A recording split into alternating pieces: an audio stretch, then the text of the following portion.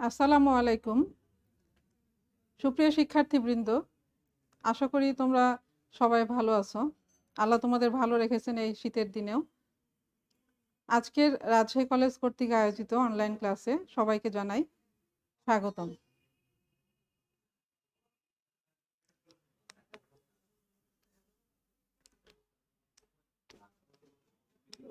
আমি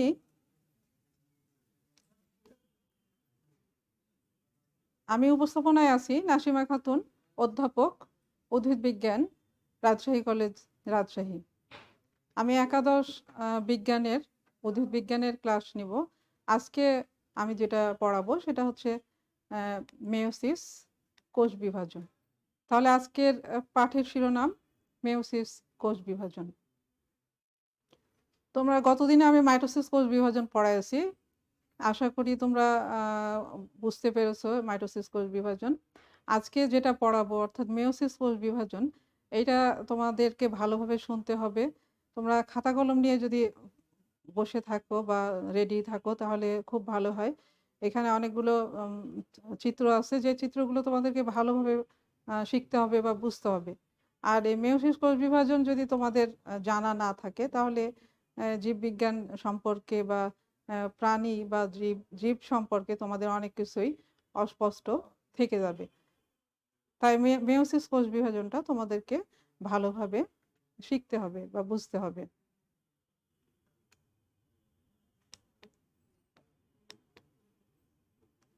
প্রিয় শিক্ষার্থীবৃন্দ, আজকের ক্লাসে তোমরা যে বিষয়গুলো আজকে জানতে পারবে বা শিখতে পারবে সেগুলো হচ্ছে মেয়োসিস কি, তারপর মেয়োসিস কোথায় হয় অর্থাৎ মেয়োসিসের সংগঠন স্থান কোথায়, এরপরে মেয়োসিস 1-এর বিভিন্ন ধাপ সমূহ, মেয়োসিস 2-এর বিভিন্ন ধাপ সমূহ, তারপর ক্রসিং ওভারের কৌশল আর মেয়োসিসের গুরুত্ব, এই বিষয়গুলো তোমরা আজকে শিখতে পারবে বা জানতে পারবে।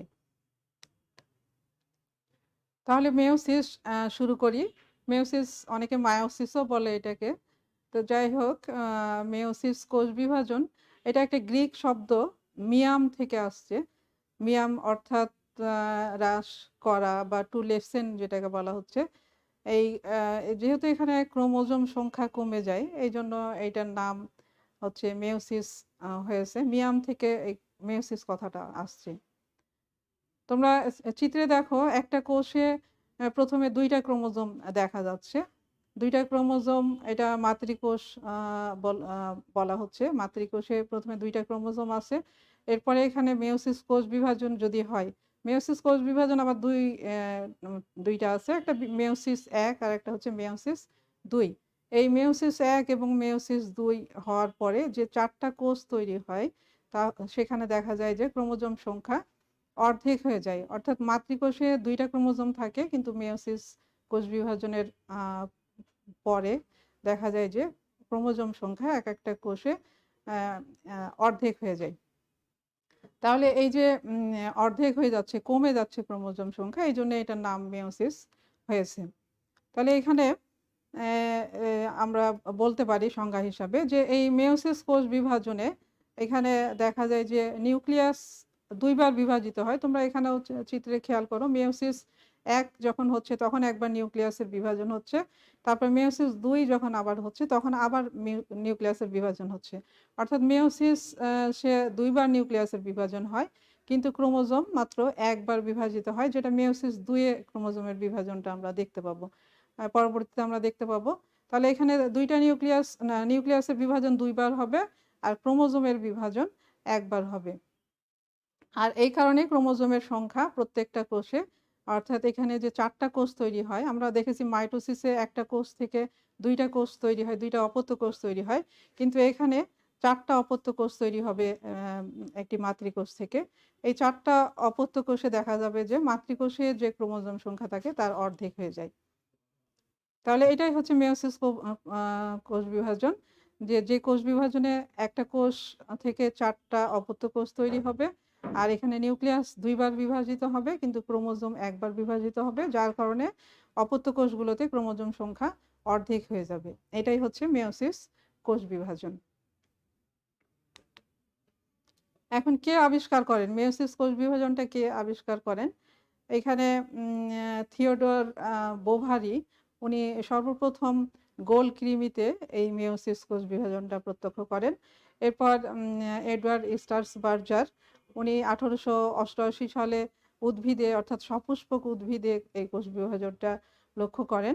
আর এর নামকরণ করেন ফার্মার এবং মুর। এরা 1905 সালে এই কোষ বিভাজনকে মেয়োসিস নামকরণ করেন। এখন মেয়োসিস কোথায় হয়? আমরা উদ্ভিদ বিজ্ঞান যেহেতু উদ্ভিদ বিজ্ঞানের বিষয় এটা, বা উদ্ভিদ বিজ্ঞান পড়াচ্ছি, আমরা উদ্ভিদ নিয়ে আলোচনা করব। উদ্ভিদের কোথায় হয় মেয়োসিস? তোমরা জানো উদ্ভিদের প্রজনন অঙ্গ হচ্ছে ফুল। ফুলের মাধ্যমে উদ্ভিদের জননটা হয়ে থাকে। এখন ফুলের কোথায় হয় এই মেয়োসিস? আমরা জানি ফুলের 4টা স্তবক থাকে, একটা বৃতি, তারপরে দল, এরপরে পুংকেশর, তারপরে স্ত্রীকেশর। এই 4টা অংশের মধ্যে যেটা তোমরা দেখলা 3 নম্বর এবং 4 নম্বর স্তবক, অর্থাৎ পুংকেশর এবং স্ত্রীকেশর, এই দুইটাতেই হয়ে থাকে মেয়োসিস। পুংকেশর, তোমরা পুংকেশরের কথা চিন্তা করো। পুংকেশর একটা পুংদণ্ড থাকে আর একটা পরাগধানী থাকে। এই পরাগধানীর মধ্যে মেয়োসিস হয়ে থাকে পুংকেশরের।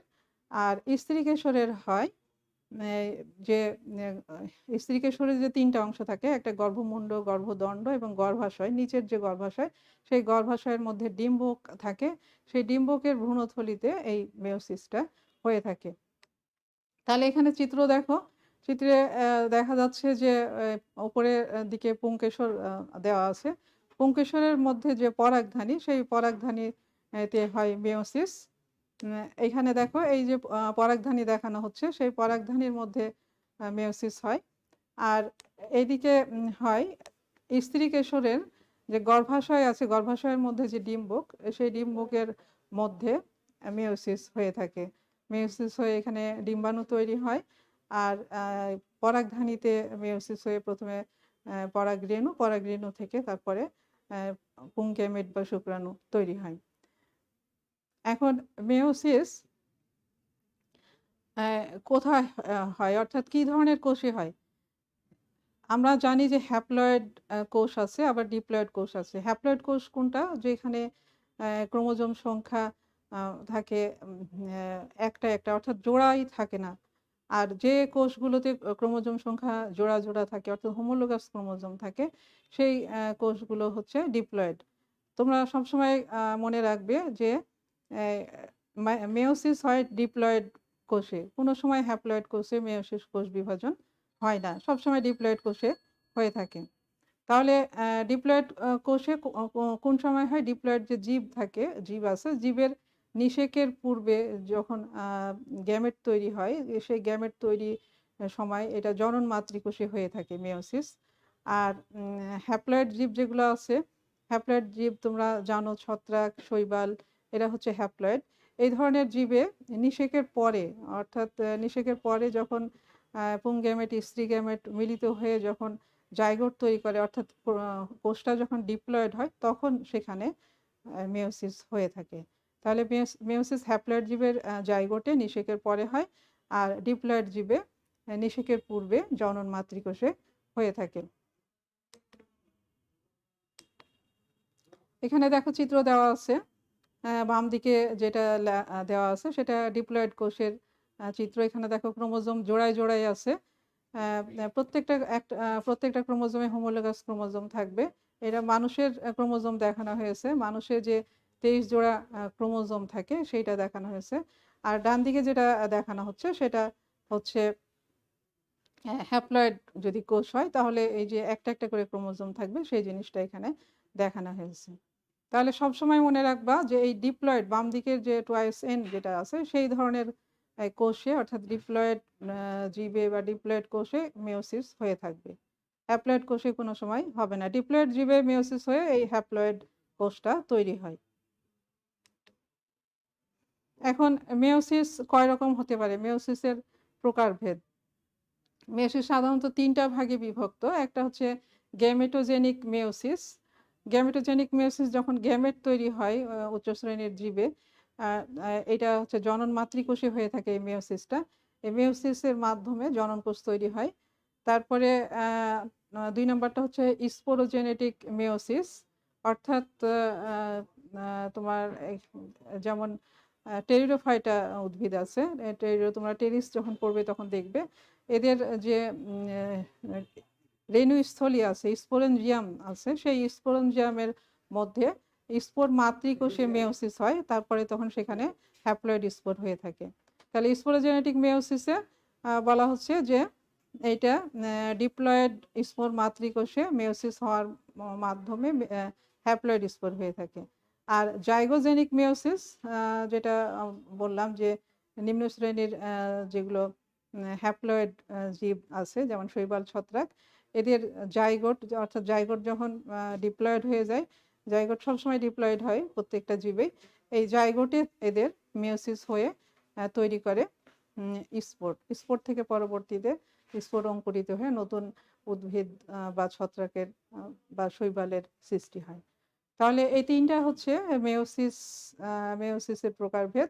একটা গ্যামেটোজেনিক, একটাতে গ্যামেট বা জননকোষ তৈরি হচ্ছে। স্পোরোজেনেটিক, এখানে স্পোর তৈরি হচ্ছে এই তোমার টেরিডোফাইটা জাতীয় উদ্ভিদে। আর জাইগোজেনিক, যেটা নিম্ন শ্রেণীর উদ্ভিদ যেমন শৈবাল ছত্রাক, এদের জাইগোটে মেয়োসিস হচ্ছে হয়ে স্পোর এখানেও তৈরি হয় হ্যাপ্লয়েড স্পোর, তারপর হ্যাপ্লয়েড স্পোর অঙ্কুরিত হয়ে নতুন শৈবাল বা ছত্রাক হয়ে থাকে। এবার আসি আমরা মেয়োসিসের ধাপ। মেয়োসিসে কিন্তু এটা একটা দীর্ঘস্থায়ী, মেয়োসিসটা অনেক বড় একটা কোষ বিভাজন। মাইটোসিস যেমন তোমরা দেখেছিলে যে 5টা ধাপেই শেষ হয়ে গেছিল, কিন্তু এখানে অনেকগুলো ধাপ আছে। যাই হোক, আমরা এখন এটা আলোচনা করব। তাহলে মেয়োসিসের ধাপ। মেয়োসিস প্রথমে দুইটা ভাগে বিভক্ত, সেটা হচ্ছে মেয়োসিস 1 আর একটা হলো মেয়োসিস 2। তাহলে মেয়োসিস 1 একটা, আর একটা হচ্ছে মেয়োসিস 2। তাহলে মেয়োসিস প্রথমে দুইটা ভাগে বিভক্ত। এরপরে মেয়োসিস 1-এর আবার 5টা ভাগ আছে। আবার না, 5টা না, এখানে 4টাই তোমরা পড়বে। মাইটোসিসে 5টা পড়েছে, এখানে 4টাই পড়বে। আর মেয়োসিস 2-এও 4টা ভাগ আছে। অর্থাৎ মাইটোসিসে যেমন আমরা প্রোফেজ, মেটাফেজ, অ্যানাফেজ, টেলোফেজ পড়েছিলাম, এখানেও প্রোফেজ, মেটাফেজ, অ্যানাফেজ, টেলোফেজ দুইটাতেই আছে। মেয়োসিস 1-এ শুধু প্রোফেজ 1, মেটাফেজ 1, এভাবে প্রত্যেকটার পিছনে 1 দিতে হবে। আর মেয়োসিস 2 হলে সেটা প্রোফেজ 2, মেটাফেজ 2, অ্যানাফেজ 2, টেলোফেজ 2, এইভাবে বললেই বা এইভাবে এটার ধাপ। এখানে দেখো মেয়োসিস 1-এর যে ধাপগুলো সেগুলো প্রথমে দেখছো, প্রোফেজ 1, মেটাফেজ 1, অ্যানাফেজ 1 এবং টেলোফেজ 1। আর মেয়োসিস 2-এর যে ধাপগুলো সেগুলো হচ্ছে প্রোফেজ 2, মেটাফেজ 2, অ্যানাফেজ 2 এবং টেলোফেজ 2। এখন একটা জিনিস খেয়াল করো, মেয়োসিস 1-এর যে ধাপগুলো, সেই ধাপগুলো বা সেই দশাগুলোর যে প্রোফেজ 1 দেখা যাচ্ছে, সেই প্রোফেজ 1টা কিন্তু একটা দীর্ঘস্থায়ী দশা। এই দীর্ঘস্থায়ী দশার কারণে প্রোফেজ 1-কে আবার 5টা ভাগে ভাগ করা হয়েছে, 5টা উপদশায়। মেয়োসিস 1-এর এগুলো হচ্ছে ধাপ বা দশা, প্রোফেজ 1, মেটাফেজ 1 এগুলো দশা বা ধাপ বা পর্যায়। আর প্রোফেজ 1-এর যে ভাগগুলো সেগুলোকে উপদশা অথবা উপপর্যায় অথবা উপধাপ বলা হবে। তাহলে প্রোফেজ 1-এর 5টা উপধাপ বা উপদশা বা উপপর্যায়, সেগুলো হচ্ছে লেপ্টোটিন, জাইগোটিন, প্যাকাইটিন, ডিপ্লোটিন এবং ডায়াকাইনেসিস। তোমরা এগুলো মুখস্থ করে নিবে। আশা করি তোমাদের মুখস্থ করতে সময় লাগবে না। তো যাই হোক, এই 5টা উপদশার নাম মনে রাখবে, আর কোথায় কি হয় এটাও তোমাদেরকে জানতে হবে। আর পরীক্ষাতে এরকম আসে, প্রোফেজ 1-এর বিভিন্ন দশাগুলো না, বিভিন্ন উপদশার বর্ণনা দাও, বা যে কোনো একটার চিত্র দিয়ে দিতে বললো বা 2টার চিত্র দিতে বললো, এরকম পরীক্ষায় আসে। তাহলে এগুলো হচ্ছে মেয়োসিসের ধাপ। মোটামুটি তোমরা এই ধাপগুলো, এখানে সবগুলো ধাপ দেওয়া আছে, তোমরা একটু ভালোভাবে মুখস্থ করবে বা শিখে নেবে। তাহলে মেয়োসিস কোষ বিভাজনের, এখানে তোমরা মাইটোসিসে দেখেছিলে যে মাইটোসিস কোষ বিভাজন হওয়ার আগে ইন্টারফেজ হয়, অর্থাৎ প্রস্তুতি হয়। কোষ বিভাজন হওয়ার জন্য যে একটা প্রস্তুতির দরকার, আর প্রত্যেকটা কাজেই প্রস্তুতির দরকার। মেয়োসিস কোষ বিভাজনের পূর্বেও কিন্তু এরকম প্রস্তুতি হয়ে থাকে। অর্থাৎ বিভিন্ন ধরনের উপাদান তৈরি হয়, এনজাইম তৈরি হয়, আর তৈরি এখানে হয় ডিএনএর রেপ্লিকেশন বা ডিএনএর অনুলিপন এখানেও হয়। ডিএনএর অনুলিপন প্রোফেজ ১ এর পূর্বেই হয়ে যায়। আর এই অনুলিপন আর হয় না। পরবর্তীতে হয় না। একবারই শুধু ডিএনএর অনুলিপন হয়ে থাকে। কেন একবার হয় তোমরা পরে এটা আ পড়তে গেলেই বা এটা দেখতে গেলেই পরে বুঝতে পারবে। তাহলে ডিএনএর অনুলিপন এখানে প্রোফেজ ১ এর পূর্বেই হয়ে যায়। আর প্রথমে আমরা প্রোফেজ ১ আসি। প্রোফেজ ১ এ তো এখানে কিন্তু যে প্রোফেজ ১ এর যে ৫ টা উপদশা আছে আমরা প্রথমে পড়ব লেপ্টোটিন। লেপ্টোস মানে হচ্ছে চিকন আর টিন হচ্ছে সুতা। তাহলে এইখানে যে ক্রোমোজোমগুলো থাকবে এগুলো চিকন সুতার মতো হয়ে থাকবে। এজন্য এটাকে লেপ্টোটিন বলা হচ্ছে। তাহলে এখানে প্রথমে নিউক্লিয়াসটা আমরা এখানে দেখাচ্ছি। এরপরে নিউক্লিয়াসের চারিদিকে কোষ ঝিল্লি, কোষ ঝিল্লির পরে হচ্ছে কোষ প্রাচীর। নিউক্লিয়াসের মধ্যে প্রথমে ক্রোমোজোমগুলো আঁকায় নিতে হবে। এইভাবে মোট দেখো ৪ টা ক্রোমোজোম আছে। ২ টা হচ্ছে নীল ধরনের ক্রোমোজোম আর ২ টা লাল ধরনের ক্রোমোজোম। এখানে ৪ টা ক্রোমোজোম নিয়েই আমরা ক্লাস দেখাবো। এই একটা কোষে ৪ টা ক্রোমোজোম নিয়ে আমরা এটা করব। এটা শিখাবো মেয়োসিস কোষ বিভাজন। তো এখানে দেখো যে নীল গুলো হচ্ছে উম আ আসে ধরি যে মাতৃ কোষ থেকে আসে আর লাল ক্রোমোজোমগুলো আসে পিতৃকোষ থেকে। এখন একটু দেখো চিত্রে আমি দেখাই।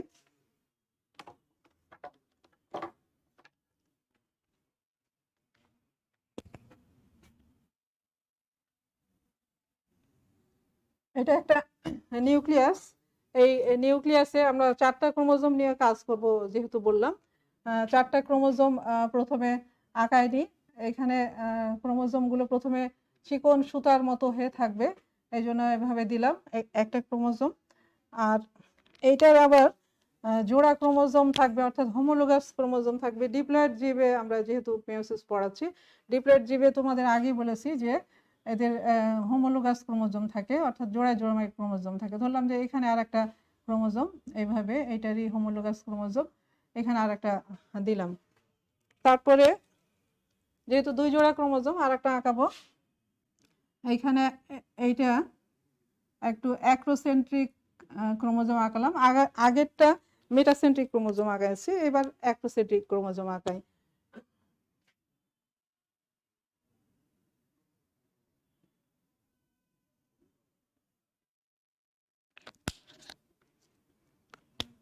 এখানে প্যাকাইটিন লেপ্টোটিনে থাকবে নিউক্লিওলাস। নিউক্লিওলাস আছে আর নিউক্লিয়ার মেমব্রেন আর এইদিকে থাকবে কোষ ঝিল্লি।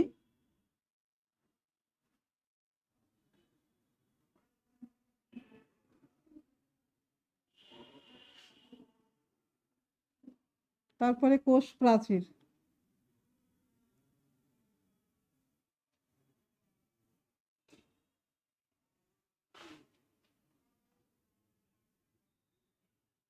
এইভাবে কোষ প্রাচীর। তারপরে এখানে মাঝখানে নিউক্লিয়াস। নিউক্লিয়াসে দেখো নিউক্লিয়ার মেমব্রেন দেখা যাচ্ছে, এটা নিউক্লিয়ার মেমব্রেন, এটা নিউক্লিওলাস। আর এই যে ক্রোমোজোম বলা হচ্ছে যে সুতার মতো যে ক্রোমোজোমগুলো থাকবে, এই ক্রোমোজোমে পুঁতির দানার মতো এক ধরনের গঠন দেখা যায় যেটাকে বলা হচ্ছে ক্রোমোমিয়ার। এই পুঁতির দানার মতো এই গঠন দেখে থাকে। এগুলোকে বলা হচ্ছে ক্রোমোমিয়ার। ক্রোমোমিয়ার বলা হচ্ছে, এটা এখানে লিখি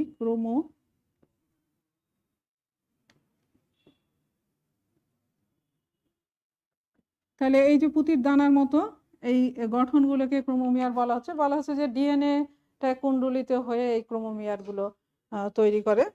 আর তোমরা নিউক্লিওলাস দেখতে পাচ্ছ। আর এখানে আমরা ৪টা ক্রোমোজোম, ৪টা ক্রোমোজোমের মধ্যে ২টা মেটাসেন্ট্রিক ক্রোমোজোম অর্থাৎ এই ২টা হোমোলোগাস ক্রোমোজোম আর ২টা হচ্ছে অ্যাক্রোসেন্ট্রিক ক্রোমোজোম। এই ২টা ৪টা মোট ক্রোমোজোম নিয়ে এখানে আমরা দেখাচ্ছি।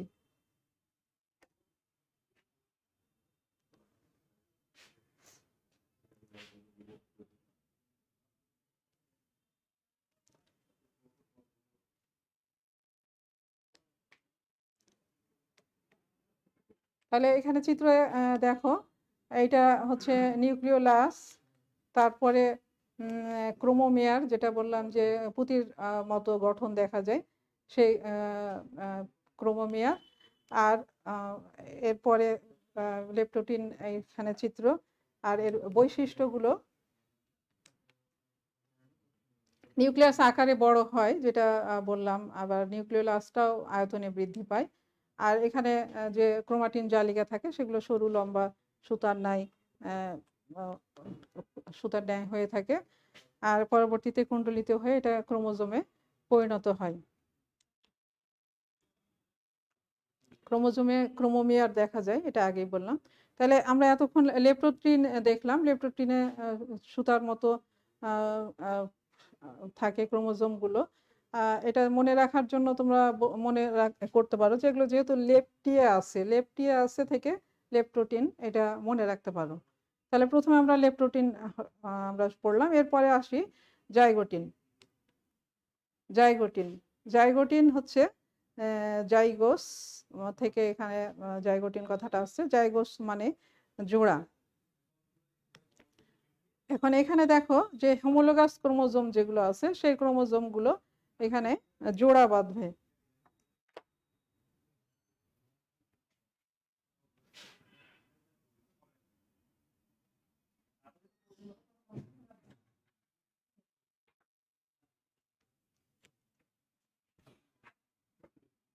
এখানে চিত্রে দেখো এতক্ষণ ক্রোমোজোমগুলো এলোমেলো হয়েছিল, এইবার দেখা যাবে যে এই ক্রোমোজোমগুলো এইভাবে জোড়া সৃষ্টি করবে। হোমোলোগাস ক্রোমোজোমগুলো জোড়া সৃষ্টি করে।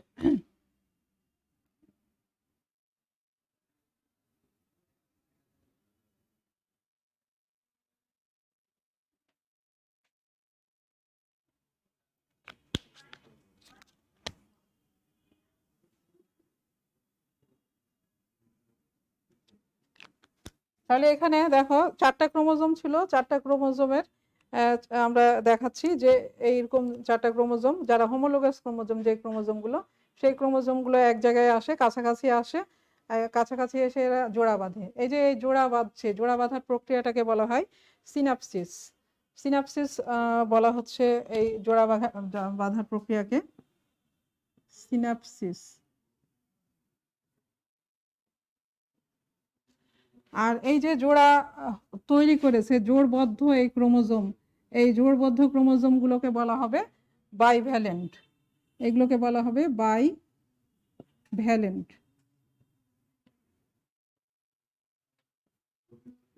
বাইভ্যালেন্ট বলা হবে। এখানেও থাকবে নিউক্লিওলাস। নিউক্লিওলাস স্পষ্টই থাকবে। আর এইখানেও ক্রোমোজোমে পুঁতির মতো যে ক্রোমোমিয়ার, সেই ক্রোমোমিয়ারগুলো এখানে দেখা যাবে।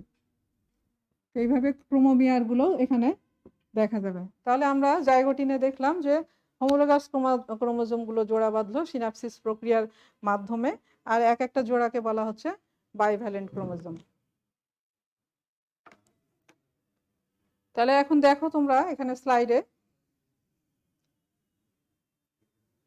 এইভাবে জোড়া বেঁধেছে হোমোলোগাস ক্রোমোজোমগুলো। নিউক্লিওলাস আছে, নিউক্লিয়ার মেমব্রেনটাও ঠিক আছে, এবং ক্রোমোমিয়ারও দেখা যাচ্ছে। এগুলো বাইভ্যালেন্ট। আর এখানে নিউক্লিয়ার মেমব্রেনটা আছে অবিকৃত, ঠিকভাবেই আছে, পরবর্তীতে নষ্ট হয়ে যায় যেহেতু নিউক্লিয়ার মেমব্রেন। এটা প্রথমে দেখালাম যে এখানে এখনো ঠিক আছে।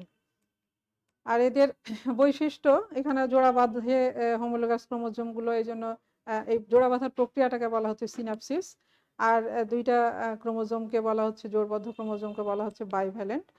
আর এখানে এই যে জোড়া বাঁধে ক্রোমোজোমগুলো, যে পদার্থটা এখানে কাজ করে সেটা হচ্ছে সিনাপটোনেমাল কমপ্লেক্স।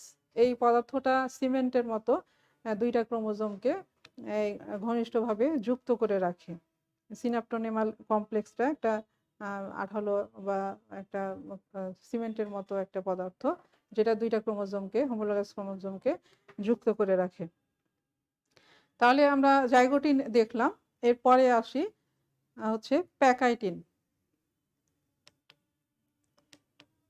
প্যাকাইটিন, দেখো প্যাকাইটিনের যেটা আসছে, এটা হলো প্যাকাইস থেকে প্যাকাইটিন কথাটা আসছে। প্যাকাইস মানে পুরু।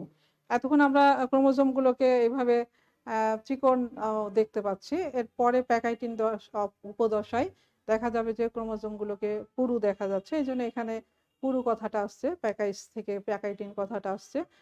তাহলে এখানে একটা দেখো কোষের মধ্যে নিউক্লিয়াসে যে ক্রোমোজোমগুলো দেখা যাচ্ছে, সেই ক্রোমোজোমগুলো ক্রোমাটিডে বিভক্ত হয়েছে। এখানে কিন্তু ক্রোমাটিডে এখনো বিভক্ত হয়নি জাইগোটিনে, কিন্তু আমরা প্যাকাইটিনে দেখব যে ক্রোমোজোমগুলো ক্রোমাটিডে বিভক্ত হয়। নিউক্লিয়াস ছাড়া ক্রোমোজোম লম্বালম্বিভাবে বিভক্ত হয়, সেই সেগুলোই হচ্ছে ক্রোমাটিড। এটা এখন আমরা দেখাবো।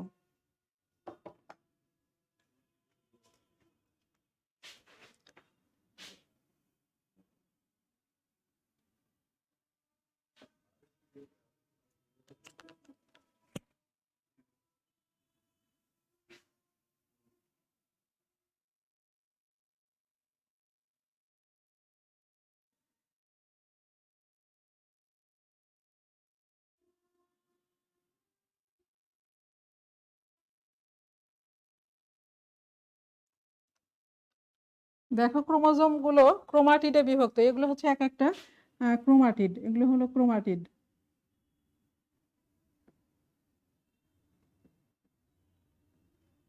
তাহলে এই ক্রোমোজোমটা ধরলাম যে এটা যদি পিতৃ উদ্ভিদ থেকে আসে, এই ক্রোমোজোমটা দুইটা ক্রোমাটিডে বিভক্ত হয়েছে। আর এর হোমোলোগাস ক্রোমোজোম অর্থাৎ যেটা মাতৃ উদ্ভিদ থেকে আসছে, সেটাও হচ্ছে দুইটা ভাগে অর্থাৎ ক্রোমাটিডে বিভক্ত হয়েছে।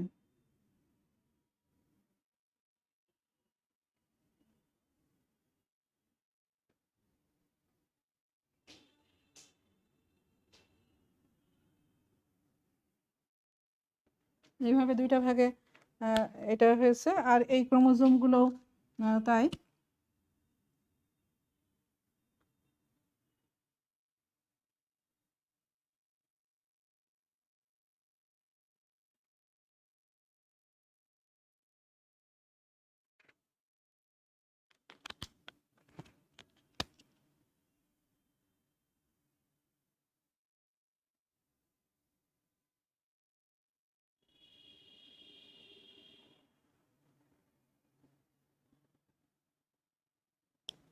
তাহলে এখানে একটা বাইভ্যালেন্ট আছে, এখানে একটা বাইভ্যালেন্ট। এরা দেখো প্রত্যেকেই দুইটা করে ক্রোমাটিডে বিভক্ত হয়েছে।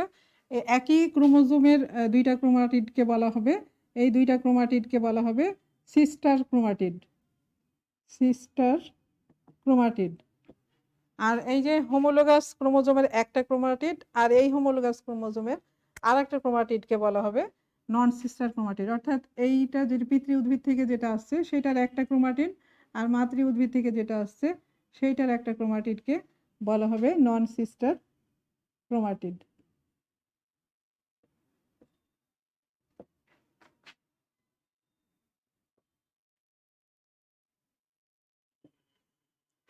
নন সিস্টার ক্রোমাটিড। তাহলে এগুলো হচ্ছে সিস্টার ক্রোমাটিড, আর এই একটা লাল আর একটা কালোর একটা ক্রোমাটিডকে বলা হবে নন সিস্টার ক্রোমাটিড। তাহলে এখানে আমরা দেখলাম প্যাকাইটিনে একটা যে ঘটনাটা হচ্ছে সেটা হচ্ছে ক্রোমোজোমগুলো ক্রোমাটিডে বিভক্ত হচ্ছে। আর এখানে দেখো দুইটা ক্রোমোজোম, এই যে ক্রোমাটিডের নন সিস্টার ক্রোমাটিডগুলোর এইটা এটা এটা এখানে একটা ক্রস চিহ্নের মতো একটা গঠন দেখা যাচ্ছে। এখানে একটা ক্রস চিহ্নের মতো গঠন, এখানে একটা ক্রস চিহ্নের মতো গঠন, আবার এইখানে একটা ক্রস চিহ্নের মতো গঠন দেখা যাচ্ছে। দুইটা পাশাপাশি আছে, এটা ক্রস চিহ্নের মতো এগুলো দেখা যাচ্ছে। এই ক্রস চিহ্নের গঠনটাকে বলা হচ্ছে কায়েজমা।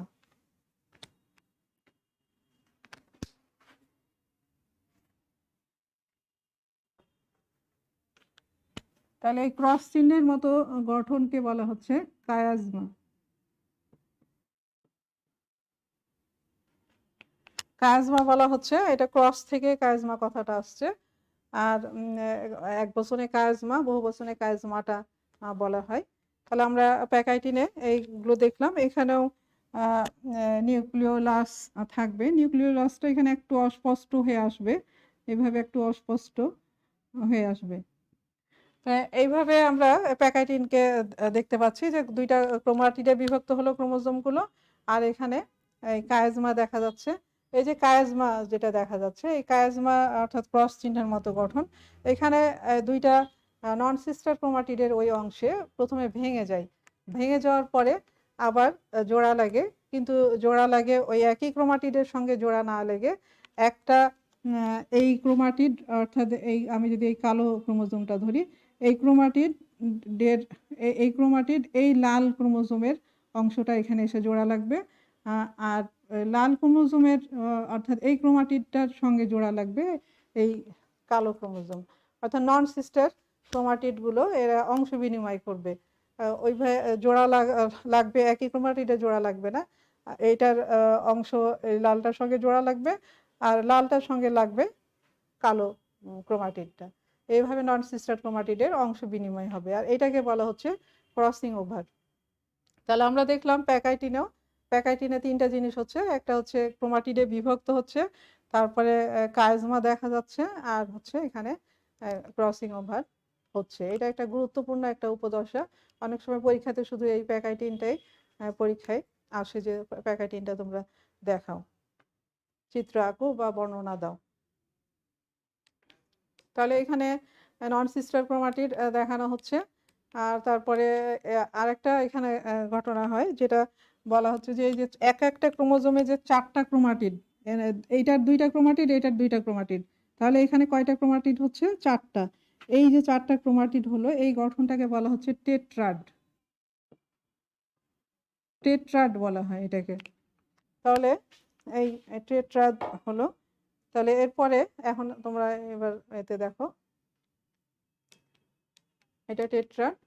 আর কায়াজমা তো বললাম ক্রস চিহ্নের মতো গঠনটাকে কায়াজমা। এখানে মোট 3টা, এটাতে 2টা কায়াজমা, এখানে একটা কায়াজমা। যদি বাহুগুলো ছোট হয় তাহলে সেখানে কায়াজমা তৈরি হয় না। এখানে ওই বৈশিষ্ট্য যেগুলো বললাম এতক্ষণ, সেই বৈশিষ্ট্যগুলোই। প্যাকাইটিনের পরে আসি আমরা এবার ডিপ্লোটিন। ডিপ্লোস মানে হচ্ছে ডাবল। এখানে ডিপ্লোটিন যেটা, সেটাতে কি হচ্ছে, এটাতে দেখো নিউক্লিয়াসের মধ্যে যে বাইভ্যালেন্ট গুলো দেখা যাচ্ছে, অর্থাৎ ক্রোমাটিডের বিভক্ত বাইভ্যালেন্ট, এই এদের মধ্যে ফাঁকটা এখানে বেশি দেখা যাচ্ছে। তাহলে এখানে আমরা চিত্রে এটা দেখাতে পারি যে এখানে যে ফাঁকটা, সেই ফাঁকটা একটু বেশি বড় দেখা যাবে।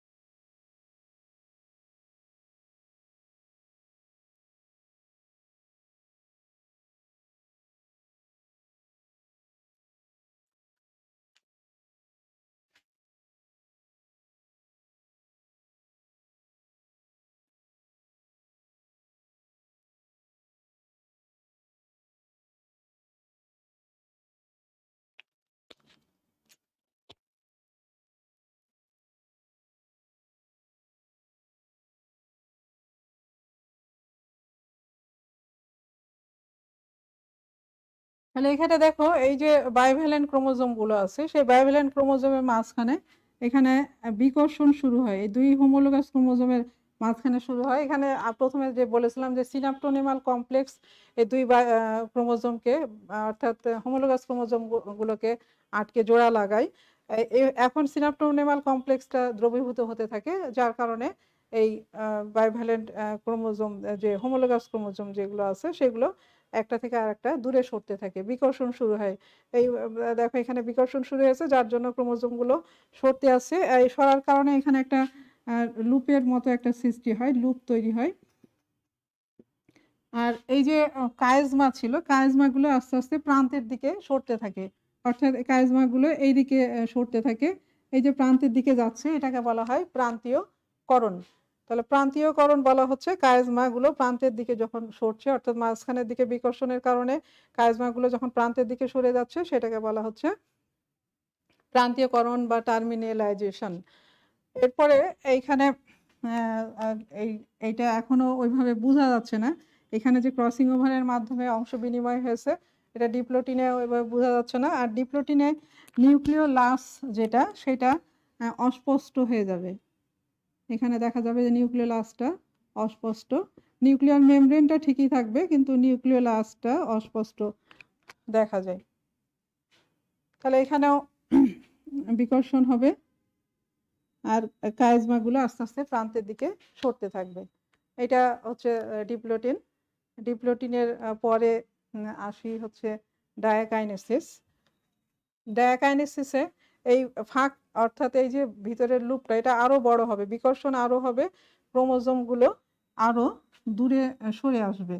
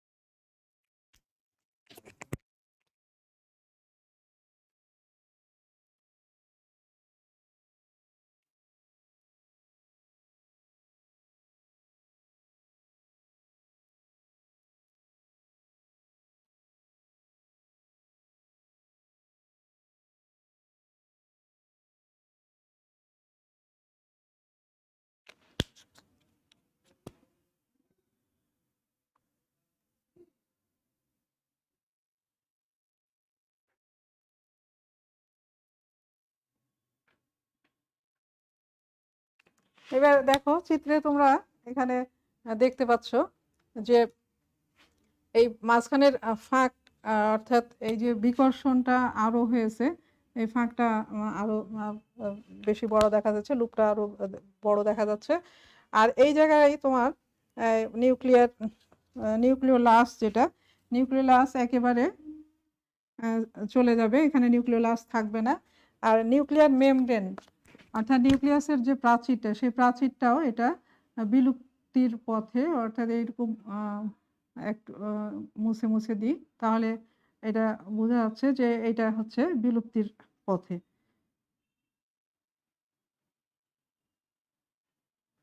তাহলে নিউক্লিয়ার মেমব্রেন হচ্ছে বিলুপ্তির পথে, নিউক্লিওলাস একেবারে চলে গেছে, বিলুপ্ত হয়ে গেছে। আর এই যে প্রান্তীয়করণ, প্রান্তীয়করণটা একেবারে শেষ পর্যায়ে চলে গেছে, একেবারে প্রান্তে চলে গেছে কাজমাগুলো। আর এইখানে তোমার এই দেখা যায়, অর্থাৎ এই যে কালো ক্রোমাটিডের এখানে এই যে লাল ক্রোমোজোম, সেই ক্রোমোজোমের অংশ এখানে দেখা যাচ্ছে। আর এইখানে যে লাল ক্রোমোজোমের উপরে যে কালো ক্রোমোজোম, অর্থাৎ অংশ বিনিময়টা এটা কাইনেসিসে বোঝা যায়।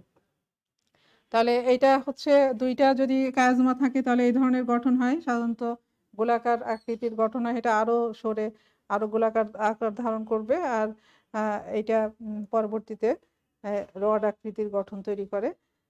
তো এখানে দেখো এই যে যে বাইভ্যালেন্ট গুলো এখনো কিন্তু প্রান্তে লেগে আছে, এই বাইভ্যালেন্ট গুলো একেবারে প্রান্তে অর্থাৎ পরিধির দিকে চলে আসে, নিউক্লিয়াসের পরিধির দিকে চলে আসে।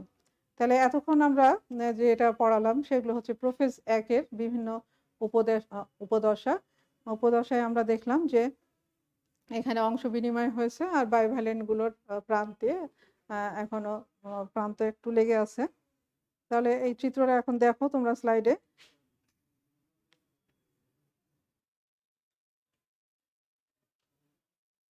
এটা ডিপ্লোটিনের যেটা দেখাইছিলাম, নিউক্লিওলাসটা অস্পষ্ট ছিল, কায়াজমা, তারপরে এখানে সিনাপ্টোনেমাল কমপ্লেক্স দ্রবীভূত হতে থাকে, এটা ডিপ্লোটিন আগেই আলোচনা করেছি। আর এখানে ডায়াকাইনেসিস, দেখো নিউক্লিওলাস একেবারে নাই, আর হচ্ছে নিউক্লিয়ার মেমব্রেনটা বিলুপ্তির পথে। আর বাইভ্যালেন্ট যেটা দেখা যাচ্ছে, ক্রোমাটিডের অংশ বিনিময়টাও দেখা যাচ্ছে।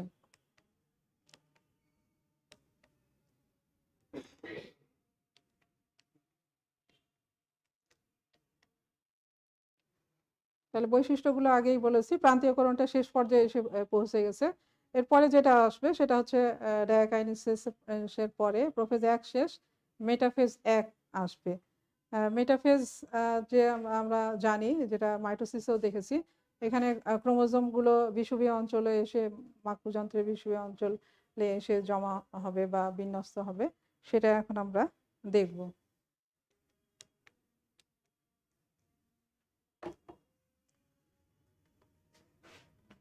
তাহলে নিউক্লিয়ার মেমব্রেন একেবারে চলে গেল।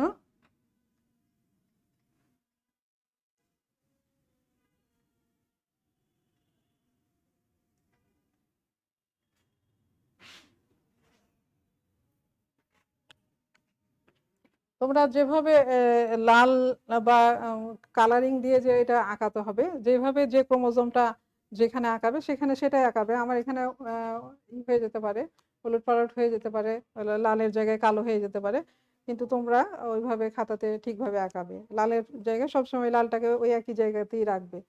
তো যাই হোক, এবার আমরা দেখাই যে মেটাফেজ 1, যেটা মেটাফেজ 1-এ কি হচ্ছে। তাহলে মেটাফেজ 1,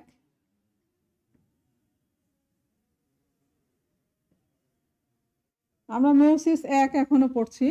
তো মেটাফেজ 1-এ এখানে মেরু থেকে তৈরি হয় মাকুযন্ত্র, যেটা তোমরা মাইটোসিসও দেখেছো। মাকুযন্ত্রের স্পিন্ডিল তন্তু থাকে, আকর্ষণ তন্তু থাকে।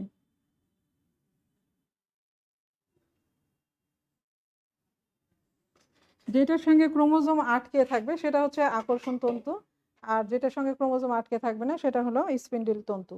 তাহলে মাকুযন্ত্রের 2 ধরনের তন্তু থাকে। এখন আমরা একটা এখানে দেখাই, একটা বাইভ্যালেন্ট। মাইটোসিসে একেবারে বিষুবীয় অঞ্চলে কিন্তু সেন্ট্রোমিয়ার আঁকানো হয়েছিল, কিন্তু এখানে খেয়াল রাখবা বিষুবীয় অঞ্চল থেকে দূরে অর্থাৎ মেরুর দিকে সেন্ট্রোমিয়ার আঁকাতে হবে। এখানেও হচ্ছে বিষুবীয় অঞ্চলে না, একটু দূরে হচ্ছে সেন্ট্রোমিয়ারটা আঁকাতে হবে।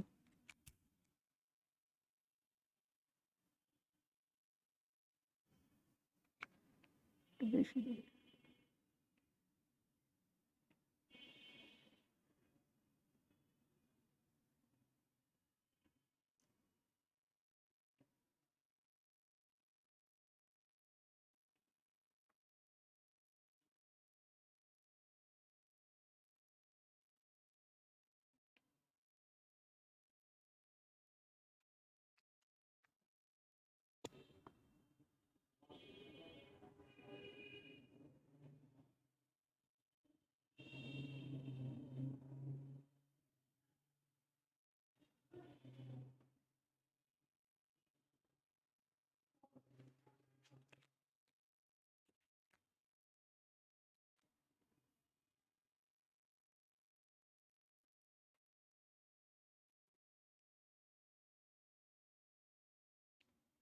এখানে প্রান্তে যে অংশ বিনিময় যেটা, সেটা দেখা যাবে 2 ক্রোমোজোমের। যেই ক্রোমাটিডটাতে অংশ বিনিময় হয়েছে শুধু সেটাতেই দেখাতে হবে। এই ভিতরেরটাতে অংশ বিনিময় হয়েছে, এটা এখানে দেখানো হয়েছে। আর আরেকটা বাইভ্যালেন্ট,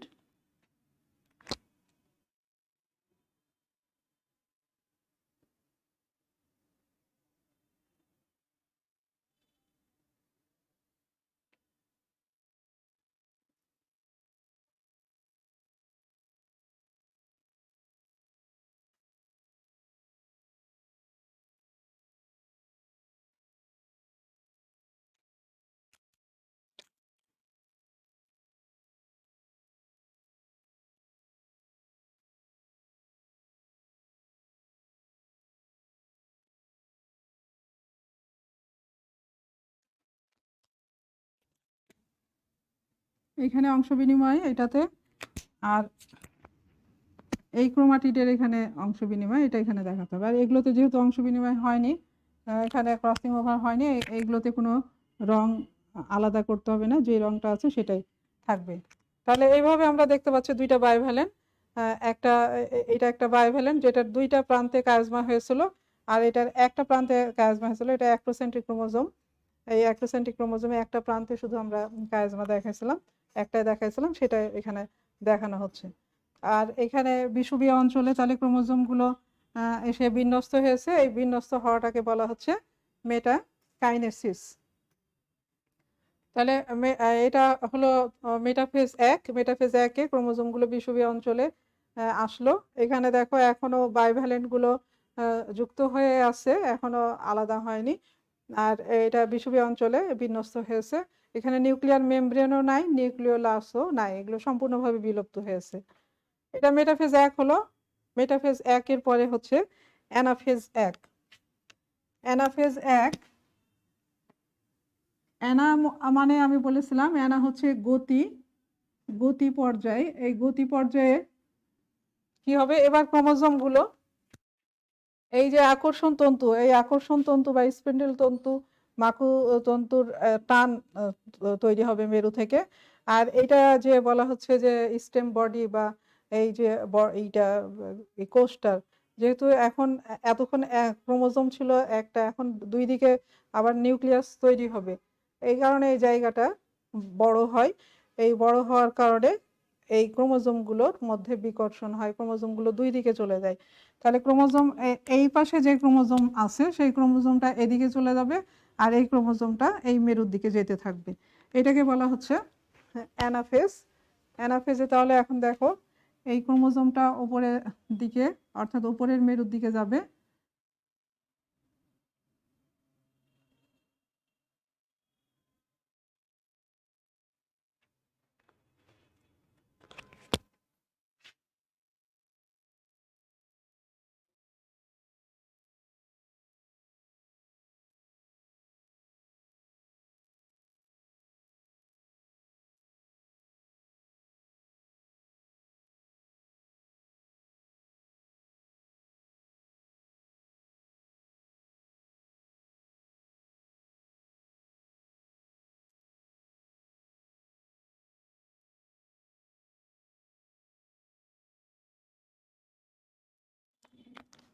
এখানে একটু উল্টা লিখলাম, যেখানে যে ক্রোমোজোমটা আঁকাবা সেই রঙেরটা সেখানে আঁকাবা। এখানে যেহেতু লালটা দিয়েছিলাম, লালটা এই জন্য এখানে দেখানো হচ্ছে।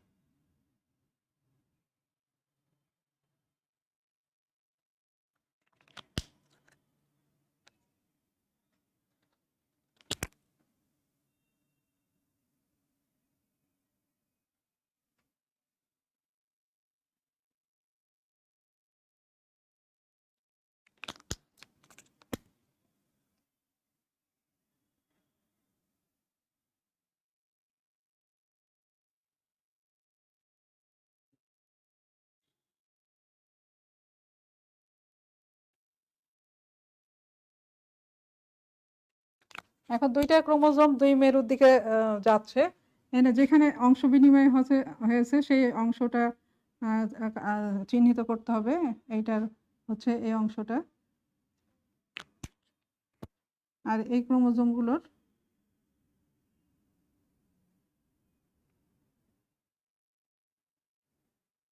এই অংশ বিনিময়টা দেখাতে হবে। ক্রোমোজোমগুলো মেরুর দিকে যেতে থাকছে, এটাকে বলা হচ্ছে গতি পর্যায় বা অ্যানাফেজ।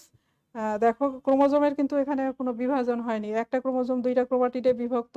দুইটা বাইভ্যালেন্ট যে ছিল, বাইভ্যালেন্টের একটা ক্রোমোজোম যাচ্ছে এক মেরুর দিকে, আর একটা যাচ্ছে আর এক মেরুর দিকে, একটা উপরের মেরুর দিকে যাচ্ছে, একটা নিচের মেরুর দিকে যাচ্ছে।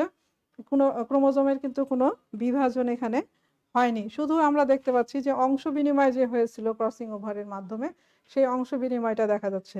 এখানে এক জায়গায় শুধু হয়েছিল, এই জন্য এক জায়গায় অংশ বিনিময়টা দেখা যাচ্ছে। আর ক্রোমোজোমগুলো আস্তে আস্তে মেরুর দিকে যাচ্ছে। এই অ্যানাফেজ পর্যায়ে বা অ্যানাফেজ দশায় যে বৈশিষ্ট্যটা এখানে তোমরা একটা কমন বৈশিষ্ট্য, ক্রোমোজোমগুলো যদি মেটাসেন্ট্রিক হয় সেটা ভি আকৃতির হবে, ক্রোমোজোম যদি অ্যাক্রোসেন্ট্রিক হয় তাহলে সেটা জে আকৃতির হবে, যদি ক্রোমোজোম সাবমেটাসেন্ট্রিক হয় সেটা এল আকৃতির হবে, আর যদি ক্রোমোজোম যদি টেলোসেন্ট্রিক হয় সেটা আই আকৃতির হবে। আমরা যেহেতু মেটাসেন্ট্রিক নিয়েছি এই জন্য একটা ভি, আর এটা অ্যাক্রোসেন্ট্রিক এই জন্য এটা জে আকৃতির দেখা যাচ্ছে।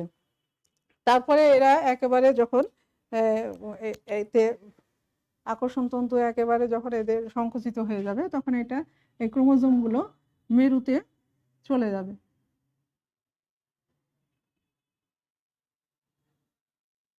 মেরুতে যখন যাবে তখন স্পিন্ডল তন্তুটা আস্তে আস্তে নষ্ট হয়ে যাবে। আমার এই রংটা আলাদা হয়ে যেতে পারে, তোমরা একটু ওটা ঠিক করে নিবা। তাহলে এখানে একটা ক্রোমোজোম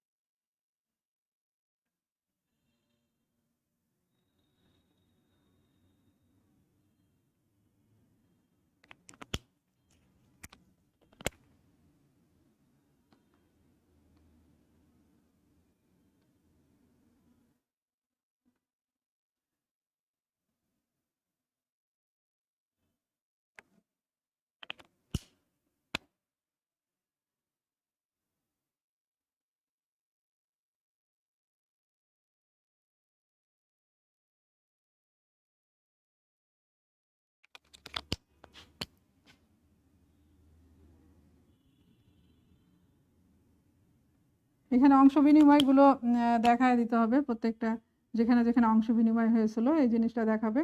এটা যখন একেবারে মেরুতে চলে গেল তখন অ্যানাফেজ শেষ, আর অ্যানাফেজ শেষ এগুলো আস্তে আস্তে স্পিন্ডল তন্তুগুলো বা আকর্ষণ তন্তুগুলো এগুলো বিলুপ্ত হয়ে যায়। আর এই শেষ এখানে যখন অ্যানাফেজ শেষ তখন সেটা টেলোফেজ শুরু হয়। এটা হচ্ছে টেলোফেজ।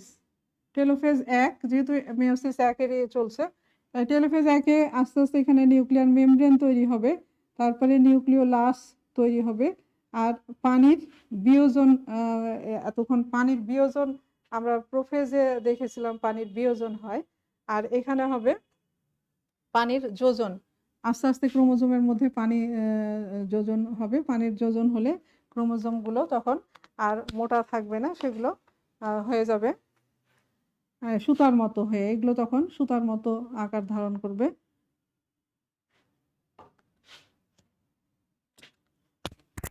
তাহলে এখানে দেখা যাবে যে সুতার মতো গঠন, এই রংটা একটু এই হয়ে যাচ্ছে, এইভাবে তখন সুতার মতো হয়ে দেখা যাবে।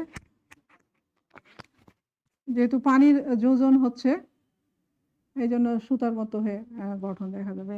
এইখানেও একটা নিউক্লিয়ার মেমব্রেন তৈরি হবে, নিউক্লিওলাস থাকবে, তারপরে ক্রোমোজোম থাকবে,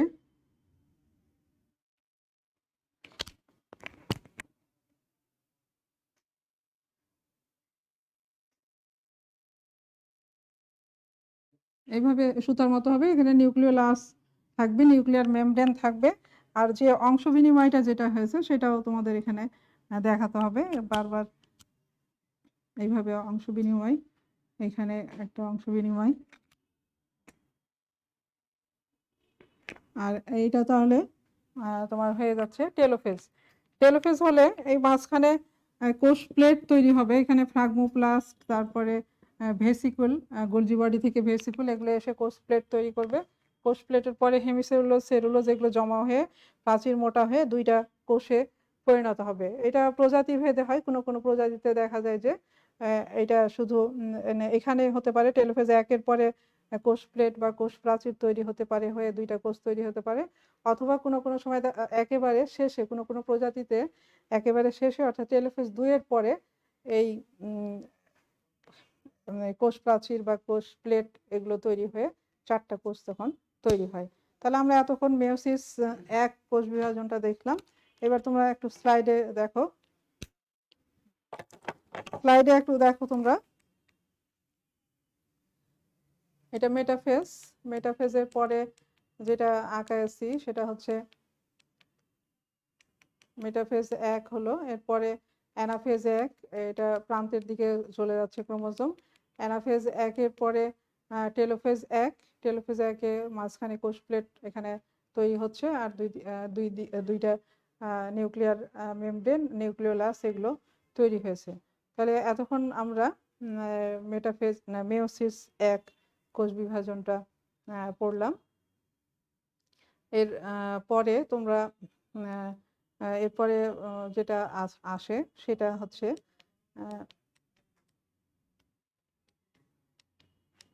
ইন্টারকাইনেসিস অ্যান্ড মেয়োসিস প্রক্রিয়াতে এখানে নিউক্লিয়াসের একটা বিভাজন হলো আমরা দেখলাম, কিন্তু এখানে কিন্তু কোনো ক্রোমোজোমের বিভাজন হয়নি। ক্রোমোজোম যা ছিল তাই, শুধু এখানে অংশ বিনিময়টাই আমরা দেখলাম যে শুধু অংশ বিনিময়টাই হয়েছে বা ক্রসিং ওভার হয়েছে, কিন্তু ক্রোমোজোমের বিভাজন এখনো হয়নি। ক্রোমাটিডে বিভক্ত আছে ঠিকই, কিন্তু ক্রোমোজোম এখনো একেবারে বিভক্ত হয়নি। তাহলে নিউক্লিয়াসের যে দুইটা বিভাজন হবে, এখানে একটা বিভাজন হলো, এরপরে আবার এর পরবর্তীতে আর একটা বিভাজন হবে। এই দুই বিভাজনের মাঝখানের সময়টাকে বলা হয় ইন্টারকাইনেসিস। তাহলে এখন ইন্টারকাইনেসিস, এরপরে যেটা শুরু হবে সেটা হবে প্রোফেজ 2। তাহলে আজকে এইটুকুই আমরা দেখলাম। তোমরা আশা করি যে বুঝতে পেরেছো। তোমরা ছবিগুলো একটু ভালোভাবে 2 রঙের কালি দিয়ে ব্যবহার করবে, লাল কলম ব্যবহার না করাই ভালো। এখানে আমি লাল কলম ব্যবহার করেছি। আর এখানে কিন্তু এই যে ইন্টারকাইনেসিস যেটা আসবে, ইন্টারকাইনেসিসে কিন্তু কোনো ডিএনএর রেপ্লিকেশন হবে না। তা একটা তোমরা এই যে যতটুকু দেখালাম সেটুকু একটু তোমরা একটা ভিডিওতে একটু দেখে নাও, যে আমি যেটুকু পড়ালাম, অর্থাৎ মেয়োসিস 1 কোষ বিভাজন, এই ভিডিওটা আমরা এখন দেখব।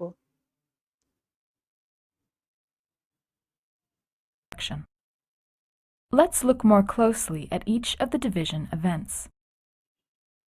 Meiosis begins with prophase 1.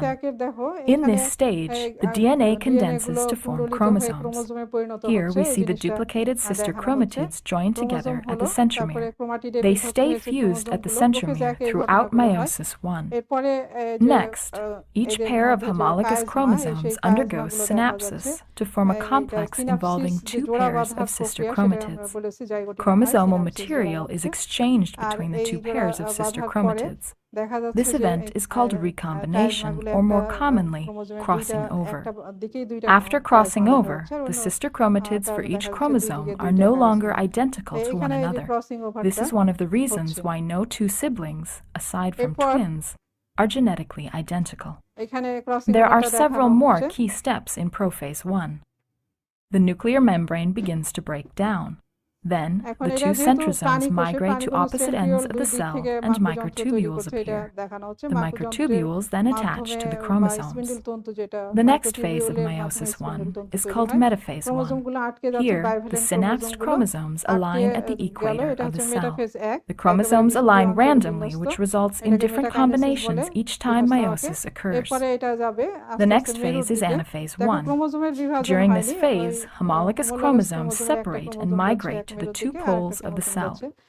Importantly, the sister chromatids remain attached at their centromeres. The final steps of meiosis 1 are telophase 1 and cytokinesis. Here, the cell divides into 2 daughter cells. Each of these 2 cells now undergo meiosis 2. মেয়োসিস 2 এটা আগামী ক্লাসে আমি দেখাবো। তো সবাই ভালো থাকো, সুস্থ থাকো। যতটুকু পড়ালাম ততটুকু ভালোভাবে তোমরা প্র্যাকটিস করবে। আশা করি এতে উপকৃত হবে। এগুলোই পরীক্ষায় আসে বেশি। মেয়োসিস কোষ বিভাজন থেকে পরীক্ষা আসেই প্রত্যেক বছরে। তো তোমরা সবাই সুস্থ থাকো, স্বাস্থ্যবিধি মেনে চলবে। সবাইকে ধন্যবাদ। আল্লাহ হাফেজ।